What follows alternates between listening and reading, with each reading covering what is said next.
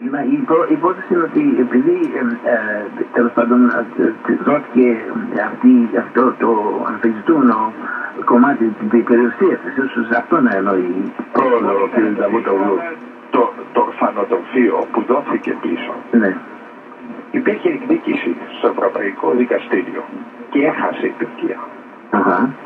Και παρόλο που έχασε, αν σε πάρω εγώ δικαστήριο, Σωτήρη, και χάνεις εσύ και πρέπει να με πληρώσεις επειδή σου το λέει το δικαστήριο, σου έβαλε εντολή το δικαστήριο, δεν μου δείχνει φιλότιμο ότι μου πληρώνεις αυτό που σου είπε το δικαστήριο. Ήτανε binding η απόφαση του δικαστηρίου. Ναι, είναι binding. Γιατί έχει υπογράψει η Τουρκία τη συνθήκη για ανθρώπινα δικαιώματα. Και παρόλο που έδωσε αυτό το ορφανοτροφείο, το επίστρεψε, ακόμα κρατάει 95% από τα ακίνητα που έχει πάρει από την Εκκλησία. Ακόμα μας λένε για χρόνια κούφια λόγια για τη Χαλκή. Ακόμα και βάλαμε και στο γκέι τώρα και τον πρόεδρό μας, τον Ομπάμα, του υποσχεθήκαν και αυτού τώρα. Πώς διότι ο Μπαράκ Ομπάμα πρέπει να νιώθει περίεργα. Αλλά και αυτός έχει βέβαια τη δική του στρατηγική στην εξωτερική πολιτική, όταν τα λέμε, και αυτό είναι ένα μικρό επεισόδιο, έτσι. Δεν είναι μικρό, εγώ πιστεύω είναι και κάτι. Για τον πρόεδρό μας νομίζω είναι μικρό επεισόδιο. Μπορεί να είναι μικρό για τον πρόεδρό μας, αλλά είναι κάτι. Για μας είναι μεγάλο. Και εμείς όταν πάμε να ψηφίσουμε τον Νοέμβρη, το είπανε τέλος της χρονιάς στον αντιπρόεδρο Μπάιντεν όταν πήγε η Τουρκία, ότι ανοίγουμε. Ανοίγουμε και πού να ακόμα δεν έχει ανοίξει. Στις 25 Μαρτίου όταν ήταν στη Κορέα μαζί με τον Ερντοάν Ομπάμα, στο press conference είπα χαίρομαι που ακούω θα ανοίξετε τη Χάλκη. Και δεν έχει γίνει τίποτα. Όχι μόνο δεν έχει γίνει τίποτα, βγαίνει την επόμενη μέρα ο Μπαγκής και συνέδεσε το άνοιγμα της Χάλκης με τα δικαιώματα των μουσουλμάνων της Θράκης. Ναι, αυτό νομίζω κάτι δεν θυμάμαι, κάτι ανταμείχθη στη συνάντηση εκεί για τις μειονότητες της Χάλκης, αλλά μην της Θράκης. Τι ακριβώς είπε ο κ. Δαβούτογλου και τι απάντησε η Μητρόπολης. Δεν ξέρω ακριβώς τι είπε ο κ. Θέλω να πω ότι με την ανακοίνωση, στην ανακοίνωση η Μητρόπολης ανάφερε για Τούρκους της Ελλάδος. Αυτό είναι μεγάλο θέμα ελληνοτουρκικές σχέσεις. Ότι σύμφωνα με τη συνθήκη Λοζάνης, ότι η μειονότητα στην Ελλάδα είναι μουσουλμάνικη, δεν είναι τουρκική. Και οι Τούρκοι τη φωνάζουν τουρκική και οποιαδήποτε ευκαιρία μπορούν βρίσκουν και κάποιον να τη λέει τουρκική. Και δηλαδή αλλάξαν το όνομα από μουσουλμανική τουρκική έτσι ώστε να υπάρχει κάτι, ένα είδος, ας πούμε, να θέλουν κάτι εκεί πέρα να γίνει, ξέρω εγώ, να επέμβουν άμεσα κατά κάποιο τρόπο. Αυτό είναι από τα κόλπα τουρκικά από της εξωτερικής πολιτικής που είναι παμπώνιες αυτά, εγώ προσωπικά πιστεύω. Βεβαίως. Και δυστυχώς η Μητρόπολης έβαλε αυτή την προπαγάνδα των Τούρκων στην ανακοίνωσή τους. Και όχι μόνο αυτό, αλλά όταν συζητάμε το Πατριαρχείο, το θέμα του Οικονομικού Πατριαρχείου, αυτό δεν είναι θέμα ελληνοτουρκικές σχέσεις. Αυτό είναι θέμα International Religious Freedom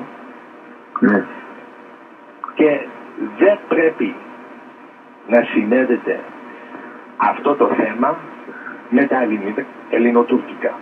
Ναι, γιατί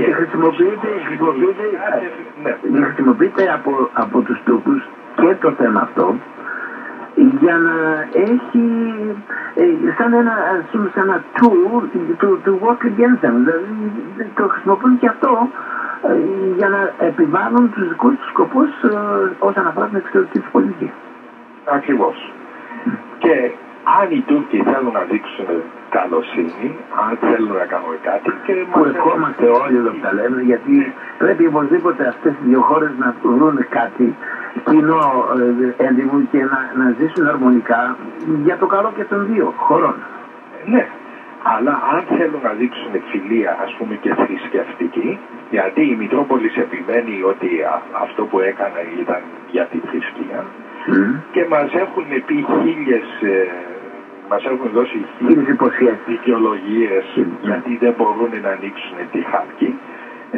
Φυσικά και την ημέρα πριν από αυτή τη συνάντηση είχε κομμάτι ο κύριος Κιάς μέσα στο Chicago Tribune που ο πρόεδρος της Τουρκίας, ο Γκιούλ, λέει πρέπει να αλλάξουμε το Σύνταγμα, είναι πράγματα μέσα στο Σύνταγμα που πρέπει να αλλάξουν πριν να ανοίξουμε τη Χάλκη.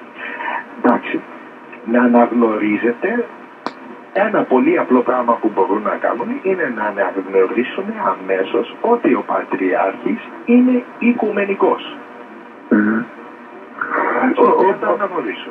Μια παρένθεση. Γιατί το ένα πράγμα που δεν εξήγησε η Μητρόπολης είναι γιατί ακόμα οι Τούρκοι και ο ίδιος ο Νταβούτογλου που ήταν εκεί τον θεωρεί και τον φωνάζει τον Πατριάρχη, τον Επίσκοπο των Ελλήνων της Τουρκίας. Ακόμα δεν έχει κάνει upgrade αυτό, γιατί κάτι μια προσπάθεια, να το δώσουν λίγο καλύτερη notoriety όταν μιλάνε για τον Πατριάρχη. Νομίζω τελευταία έγινε κάπου διάβασα. Λένε ότι τώρα ο Νταβούτογλου το δήλωσε ότι έχει δώσει εντολή σε όλους τους πρέσβεις της Τουρκίας ότι πρέπει να καλούν τον Πατριάρχη όταν ο Πατριάρχης έρχεται στη χώρα τους. Γίνεται αυτό, έχει γίνει, τουλάχιστον είναι καλή αυτό. Αυτό δεν το βλέπω και μεγάλη πρόοδο, γιατί εδώ στην Αμερική αυτό γίνεται από το 1990, όταν ήρθε και ο Πατριάρχης ο Δημήτριος. Και το 2009, όταν ήρθε και ο Πατριάρχης, όταν στην Ουάσιγκτον, και ήταν ο Τούρκος ο πρέσβης και στο δείπνο που έκανε ο αντιπρόεδρος για το Πατριάρχη και στο δείπνο που έκανε η υπουργός η Κλίντον. Παραδεχόμαστε ότι ο Οικουμενικός Πατριάρχης είναι πολίτης Τούρκος στην Τουρκία. Είναι πολίτης Τούρκος. Αυτό, αν θέλουν να μας δείξουν πρόοδο, να μας δείξουν πρόοδο, να μας δείξουν δικαιώματα. Αλλά την ίδια στιγμή που λέμε, και ξανά έπρεπε να το εξηγήσει ή να το τονίσει η Μητρόπολη, την ίδια στιγμή που βγαίνουμε και λέμε να υπάρχει πρόοδος, η Επιτροπή στην Αμερική, το US Commission on International Religious Freedom, που ανήκει στο Υπουργείο Εξωτερικών, που το Υπουργείο, το State Department για χρόνια είναι και φιλότουρκο, έβαλε την Τουρκία στο κατάλογο από τις 16 χειρότερες χώρες στον κόσμο για religious freedom. Και το τόνισε αυτή η Επιτροπή τι έχει κάνει στο Πατριαρχείο, ότι δεν έχει κάνει σοβαρές λύσεις στο Πατριαρχείο, αλλά τόνισε και από πάνω άλλο πράγμα που δεν συζήτησε η Μητρόπολης μας, τι κάνουν στις εκκλησίες στην Κύπρο και στα μοναστήρια στην Κύπρο. Και παίρνουν τις εκκλησίες, παίρνουν ιστορικές εκκλησίες, ιστορικά μοναστήρια και τις κάνουν δισκοθήκες και κασίνος και βάζουν τα ζώα τους μέσα. Αυτό είναι ιεροσυλία. Εντάξει για μας. Λοιπόν, αυτές οι ερωτήσεις είναι καυτές. Έντιμο να σε ευχαριστήσω περαστικά μας, να σε ευχαριστήσω πάρα πολύ για την προσπάθεια που κάνεις, αυτός ο καινός λογαριασμός. Ελπίζω να πάει πολύ καλά.